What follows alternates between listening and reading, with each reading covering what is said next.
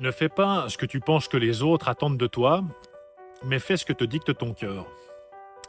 Pourquoi je te dis ça? Parce que c'est tiré d'un livre qui s'appelle Les 5 regrets des personnes en fin de vie, qui a été écrit par cette infirmière australienne qui s'appelle Bronnie Ware.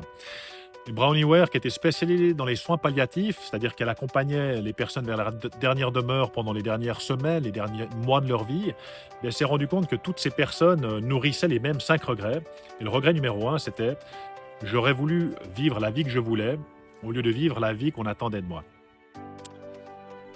Quand j'ai lu ce bouquin, eh bien, ça m'a beaucoup touché parce que je me suis dit: «Quel dommage finalement d'arriver au terme de sa vie avec de tels regrets». C'est-à-dire que je suis à 2 doigts de me retrouver entre 4 planches, hein, de passer, l'arme à gauche et qu'il y a plus aucune possibilité de pouvoir changer quoi que ce soit et qu'à un moment donné, eh bien, je me suis simplement, au cours de ma vie, coupé de mes émotions, coupé de mon sentiment pour vivre une vie, qui ne m'appartenait pas, une vie par procuration parce que, certaines personnes de mon entourage, que ce soit mes parents, la société ou que sais-je, eh bien, pensaient que c'était mieux pour moi de faire ceci ou cela.